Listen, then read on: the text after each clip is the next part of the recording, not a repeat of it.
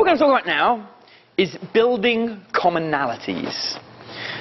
One of the easiest ways to make a connection with somebody is to identify commonalities that you have with them, yeah?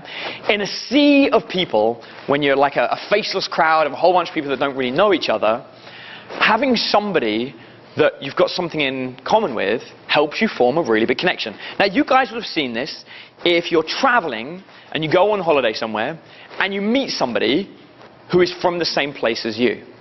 And for no reason at all, even though you may never have hung out with each other at all, you suddenly become friends. You suddenly find a connection to that other person, and it makes you want to be with them. Yeah? So an example of that is if you guys, from America, if you met some really hot chick in the middle of a nightclub in America, she may not care who you are. She's with a friend, she doesn't care, right?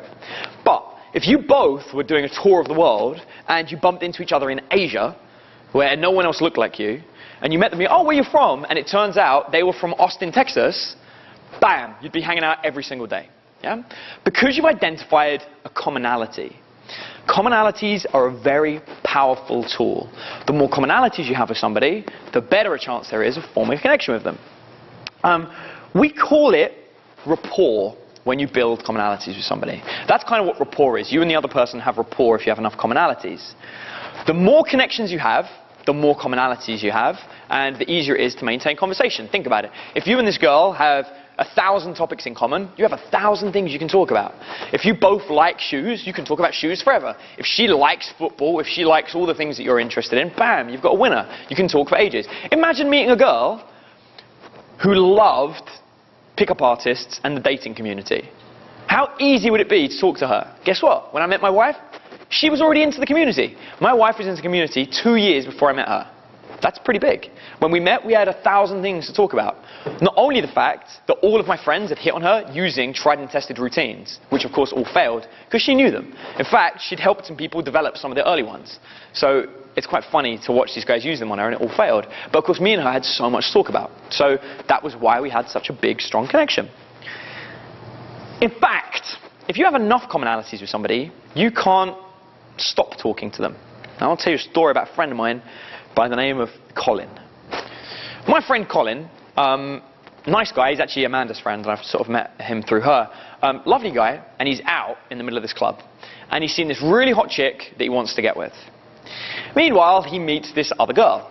And she's not particularly hot. She's a little bit drunk. Not his kind of girl at all. But it turns out she's from his same hometown. And he's like, oh my God, no way. And he tries to change the conversation until it turns out they actually went to the same school together. And then it turns out she knows some of his friends. And then it turns out she's into motorbikes just like he is. And then it turns out they both drink the same drink because they went to the bar and ordered the same drink. And it turns out they hang out in the same places. He goes, he spent 4 hours trying to get away from this girl. He ended up taking her home and having sex with her. He did not want to. It was not on his plan at all. She built commonalities with him. And it worked. She got him. Yeah? Because he couldn't get away. He could talk to some other girl that was being rude to him, or he could talk to the girl that was making life really easy because they had so much in common. They could laugh and joke. They had so many topics of conversation to talk about. They had so many connections because of these commonalities. So, if you want to build commonalities with somebody, how do you do it? The first thing you want to do is identify the different commonalities that you have with somebody. Now, if we take any two people that don't necessarily know each other, it's pretty easy for them very quickly to find a bunch of commonalities. And one of the easiest ways of me doing this is to use you guys. Now, bear in mind we are filming. If there's two guys that don't mind being seen on film, would you mind raising your hands? Let's get 1 and 2. You guys are awesome. Who comes to the front? Round of applause for these two people. Okay, you ready? We're going to play a little game. I'm going to put you guys just here, just for a second, just so you're next to me. Yeah, come a bit closer.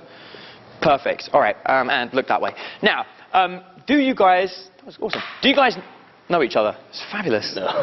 Flying ring. Not at all, right? No. Never. Okay, cool. And did I set you up in the audience as to be staged? No. No? Okay, I'll give you the $50 afterwards. Kidding. All right, now what we're going to do is we're going to play a game. We're all going to work together, and we're going to attempt to find as many commonalities between you two people as possible. Yes. All right? Now, the easiest thing, the strongest commonalities are always going to be based on hobbies and your career. You're at your career like 8 hours a day every day. Yeah, that's like the predominant thing you do in your life. And of course, your hobbies are the things that you're passionate about. So they're going to be the strongest two things. So the way we're going to do it is, what do you do for a living? I'm a writer and a magician. You're a writer and a magician. Amazing. And you? I'm an actor. You're an actor. Okay. Pretty similar. See how this works? Yeah, pretty similar. But you've got a whole thing here. What reasons would they potentially have to hang out? Well, we've got the fact that he writes and he's an actor. There you go. Maybe he could write a movie and he could be in it. Simple thing there. He's a magician. Maybe he needs an assistant to go around and be a stooge in the audience. I don't know. Actor. We have a potential connection. Not that you ever would. Yeah, see? But there's a potential connection here, right? They're both performers. There's another connection. You see how this is happening? It's very simple kind of stuff. We're kind of pulling it in and seeing what else we can get, right? So now we're going to do the next connection, which is hobbies. What do you do for fun? Give me 3 things. Pick up. Pick up. I love to play Street Fighter. Street Fighter. Do you like Street Fighter? Yes. That's easy. The guys, it's always easy. Although I will say this, my wife loves playing Street Fighter. Kid you not, I have a wife that likes playing Street Fighter. But she downright fierce? She's pretty awesome at Street Fighter, actually. But anyway, okay, what else? What else do you like doing? Maybe things that aren't necessarily as typical boys. So stay away from video games or picking up chicks. What else do we have? Study martial arts. I love to read. Okay, what kind of books do you read? I read same stuff I write, contemporary fantasy. Also any kind of self-improvement. I like autobiographies. I like self-improvement. Yes. Definitely martial arts. Jiu-jitsu. Yes. Jiu-jitsu. What kind of martial art? Kickboxing. Okay. You see how this is slowly working, yeah? You're starting to build more of a picture. Kickboxing, jiu-jitsu, that's mixed martial arts. We've got that connection there. We could throw that in. I bet they've both probably done that, or if not, they probably do it at the gym. You've got a connection there. You've got the acting thing, both performers. We've ignored the video game and picking up chicks thing because we've decided that's cheating because they're boys, but you see how this is going. So from hobbies and career alone, we've found maybe 2, 3, 4 connections. Now we're going to do it again. Move into movies. What kind of films do you like? Genre? Let's see. I love Fight Club. Fight Club. What genre? Give me kind of genres. Yeah. Ooh, not really a genre guy. No. Okay. Kind of random. How about comedy. you? Comedy specifically. Okay. What kind of comedy movies do you like? Now you see why we've done this, right? This is very important. He had a genre. He didn't. So in order to make the connection, we're going to have to get him to identify some titles because we need to hit on a title he likes. You see how that works? We're looking for this commonality. Go for it. The Hangover. I'm kind of disappointed in The Hangover. I didn't think it lived up to the hype. Okay, he liked The Hangover, he didn't. All right, let's keep going. Go for it. Another movie. Let's see. Like American Pie. American Pie's pretty good. Okay. Now what we have here is a conversation starting to form, right? Because now they've got some commonalities, but the point is they do both like films. You see, and that's the overwhelming thing. It's because everyone likes films, or almost everyone. Everyone but my wife. My wife hates films, but most people love films. So you can kind of see that over edge. Even though he doesn't like The Hangover, they can have a connection about it. Why? Because they both saw it. Yeah? So you've got another connection there. We can keep with it. And of course, we can go into music. What kind of music do you like? All sorts of different music. Do you have Pandora? Yes. They both have Pandora. I don't have a Pandora, but specifically styles, if you had any. Favorite bands from YouTube. Okay. I like rock. Rock music. Rock, like Rolling Stones.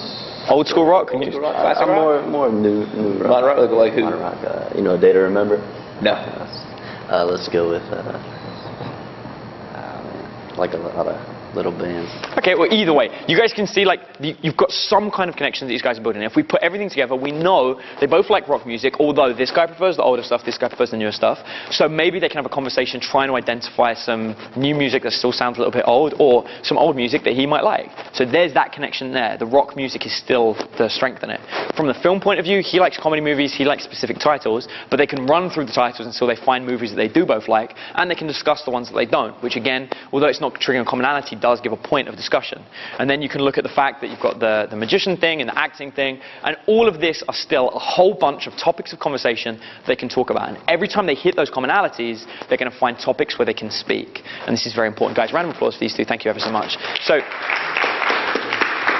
every boot camp I do, I pull 2 students out and I grab them up and I find these commonalities. I have never found a situation where there is absolutely no commonalities. If you get completely stuck, you can also look to family members. So for example, you might not be a magician, but you may know someone who's a magician, or your friend might be a magician, or your family member might be a magician. And bam, you've got a connection there. Like, I actually know 2 magicians. And maybe not completely surprising considering I'm in this industry, but I do happen to know 2 magicians. In fact, 4, realistically. But whatever. So I would potentially have a topic of conversation. I also happen to know a magic trick, which is probably really lame, but I can do it on my iPhone. And so there's like maybe a connection there. I can show him that trick, and again, we have that commonality. Yeah? The more times you can find a commonality with somebody, the easier it's going to be for you to keep talking and to finding those kind of connections. And now remember, we just picked 2 random people. The chances of one of these people finding at least one person in this room with a commonality is very high. And that's the point, because when you're out at night, you're not specifically looking for one person that's got the commonality with you. You're going to be talking to a whole bunch of people and finding the ones with the commonalities, because they're going to be the easiest ones for you to relate to. There's more than one hot girl in a club. There's a whole bunch of them. You want to get talking to a hot girl, you can easily find the person you've got a commonality with, or if you're a girl looking for a guy, same thing. You get those commonalities, and it's on for a win. Once you find the commonalities, you need to make them believable.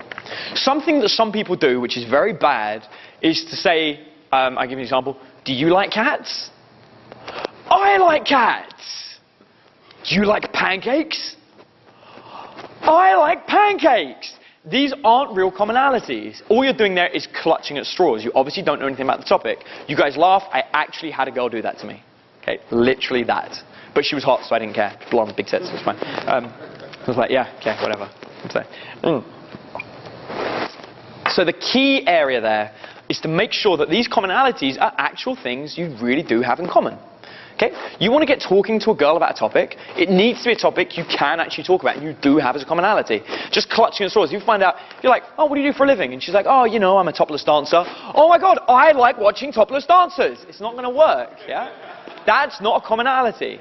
On the other hand, if you happen to know a topless dancer, or if you know someone that runs a topless dancing agency, or if you know someone that does modeling, or anything along those kind of lines they might be interesting, or you're a dancer, you've got a connection. Wow, I do topless dancing as well. I'm a dude though. It's kind of more river dance stuff, but whatever, it's good fun. One of the easiest ways to ensure that you're not just clutching at straws is to ensure you're actually responding to the topic that's given you. A big mistake that guys make is they often don't listen to what girls say. Okay, they don't. They think they're listening when in actuality they're just waiting to say something else. For example, a guy will be talking to a girl and he'll be like, hey, where are you from? And she's like, oh, I'm from Paris. He goes, oh, no way. What are you doing here? Fucked up. Made a big mistake. What did he do? The mistake he made is he did not respond to the fact she told him she's from Paris. He actually ignored it to then ask her another question. Congratulations, you're about to interrogate her. You're going to drill her with questions. She's going to give you answers that you're not responding to, which is literally just telling her that you don't care about any of her answers. So at that point, she's going to be likely to lie to you, to make up answers because she's bored, or to just get bored of the conversation and move on. The key thing you have to do is respond. And if you respond to what she's saying, you're going to find it easier to make commonalities. For example, a lot of people believe that a normal conversation is question-answer. I give a question, they give an answer. But that isn't actually it. You can look at your text messages in your phone with your actual friends, the guys that you speak to on a regular basis. If you read through, you'll see that there are very few questions and there are more statements. Most conversation is actually made up of statements. The real format of conversation would be question, statement, statement. So the way it would work is this. Hey, so where are you from? And the chick goes, oh, I'm from Paris. Then you would make a statement about Paris. So you'd be like, no way, Paris, that's amazing. I actually love Paris. I went to Paris recently with some of my friends. While we were there, we ate the food. The food's incredible. There's this beautiful little place just off the Champs-Élysées. I absolutely loved it. Question, statement, statement. Then, if she doesn't then respond with a statement of her own, you can then use a question to trigger a response. By doing this, we're going to find it a lot easier to identify commonalities in the situation. Because when she's giving us any topic of conversation to talk about, we can actively respond to it looking for the commonality. So, for example, with these guys here, you went up to him and go, what do you do for a living? He goes, I'm a magician. You'd be like, oh my gosh, no way, magicians, that's awesome. I had a friend that was a magician. Or you know what, I love magic shows. Or, and you know, one of my favorite magic shows was this. Or what I would say is, no way, you know what, I've got an application on my iPhone that makes me a magician. It's the coolest thing, you have to see it. Question, statement, statement. And then at that point, hopefully, they will then ask you a question. And that way they're investing in the conversation as well. They're taking up some of the responsibility. If they're not, I can respond with another question and try and carry it on longer. Remember, you really want to find good conversations with people, hit on their work, hit on their hobbies, and you're going to hit on their passions, the things they care about. If you get stuck, movies and sort of like music is another way to go where you can find connections. Be warned, there are some girls who purposely refuse to talk about jobs, career, passions, hobbies. They think the standard questions of what do you do for a living, who do you hang out with, where do you go, are boring and hard done by. If you find one of these girls, the conversation is going to need to revolve around something else. They are few and far between. I've probably only seen about 5 in my entire career doing this, but they do exist. So be careful. You'll spot them a mile off because they'll start going boring when you talk to them, and you're going to need to mix it up a bit. But just bear in mind that none of these stuff I'm teaching you is 100% guaranteed. Everything's about 75 to 80%. For most of you, that's going to be more than enough to get the kind of results that you want. Okay. So you've got the commonalities, and you've made them believable by responding to what they're saying. You've got the question, statement, statement. Sometimes you're not going to be able to find commonalities. Okay, I'm going to give you guys a situation. I was walking down the street in Atlanta recently, and I meet this chick. And I'm like, I find out where she's from. She's from Georgia. That's where she's from. She's got this like really thick accent. And I'm like, she's older than me, a lot older than me. She's got shopping. I think she's a mom. And I was like, I have no commonality with this chick. I'm English, there's nothing, there's no connection. So I was like, I'm going to find a loose connection with this chick. Because believe it or not, I just told a student, watch how you can make a connection with anyone, no matter who they are, which is why I was talking to her. And so I was like, oh my gosh, I would have sworn you were from Scotland. And she's like, Scotland? I'm like, yeah, I don't know what maybe to my ear, because I'm English, the Georgia accent sounds just like the Scottish accent. And I started identifying commonalities between it. It did. There were a couple of things she said that definitely sparked off my ears and sounded Scottish. Not a lot, but there was a couple of little phrases that she used where she was like, she used like I and A or something like that, just like randomly thrown in. And it reminded me of Scotland. And so I told her. Now, she'd never been to Scotland, so she didn't really have a point of view on it. But because I wasn't just like, oh my God, I love people from Georgia, or oh my God, I love the accent, rather than just throwing that out there, I actually tried to find a loose connection. I was like, that reminds me of Scotland, your accent, it's so crazy. So then, guess what? We start talking about Scotland. I went to Scotland last year for Christmas. I did a whole holiday there. I'm asking her if she's ever been to Scotland. She hasn't, but she's been to England. Guess what? I'm from England. I'm not from England. I'm specifically from London in England, right? She's been somewhere up north in England. Whatever. It's a loose connection. It's not a real connection. The real connection would be she lived in London around my house. But in reality, I found a loose connection. She's been to England before, done. That'll be enough for me to trigger that. I've got 2 commonalities. 1, she sounds like she's Scottish to me. Not much of one, but loose. 2, she's been to England. There's 2. They're loose, they're not strong, but they give us topics of conversation to talk about. If I was looking to do the topic we spoke about earlier, building up that compliance, I've got something to talk about. I've got some kind of commonality which gives me a reason to have a connection talking to her. Yeah. You know, another example. I wanted to talk to a podium dancer. This girl in a nightclub, absolutely stunning. You know the girls, they've very little clothing on, most of it's neon. You can see their butt crack through the clothing, however it works. But anyway. And I decided I wanted to talk to this chick. And I needed a connection with her. And I thought, well, I'm not a dancer, unlike this guy. I don't have anything cool going for me along those lines, but I have a friend that owns a nightclub. So guess what? Hey, my friend owns a nightclub. He's always looking for podium dancers. Bam! We had a connection. We start talking about that. Once we started talking, we found a whole bunch of other things we had in common. She was setting up her own business, and we actually connected on the business level. You wouldn't think that podium dancers were into business, and it turns out she really was. So we got talking about sales and marketing and social media campaigns, and she was fascinated by it all. So we had a really strong connection on that. But it started with that first connection that was a very loose one, with me talking about my friend who owns a nightclub and he looks for podium dancers. So if you have to use loose connections, use them. The key is to make sure that you don't look overly enthusiastic and like you're clutching at straws, okay? You don't want it to look like you're just going, oh my God, wow, that's so cool. Me too, I love that. That's never going to work. Find real connections. If they're not real, at least explain why you think that there's a connection there, i.e. like the Scottish thing, yeah? Anytime you can be talking to a chick and you find these commonalities, she's going to find it that much harder to get away. Okay. The reason that we do this, the reason that we build these commonalities with people is so that we can trigger trust, right? We want to trigger a connection where she feels there's some kind of connection to us, and that brings trust. For example, when you're traveling around the world and you do meet somebody who happens to be from, say, Austin, Texas, or what have you, when you start talking to them in Asia about Austin, Texas, she's going to feel that much more comfortable hanging around you. You kind of bring back that nostalgia, bring back that situation where they feel a little bit safer because, you know, they're in now talking to somebody who's from home or from a home environment, and that does make them feel like they've got a stronger connection to you. That trust makes them much more likely to go along with things that you say and things you're doing. That trust or that rapport is a key part of the attraction. So you've got trust and rapport on one hand, and then on the other hand, you're building up that compliance and getting her to slowly chase you and slowly do things that you want. You're triggering attraction. Thanks ever so much.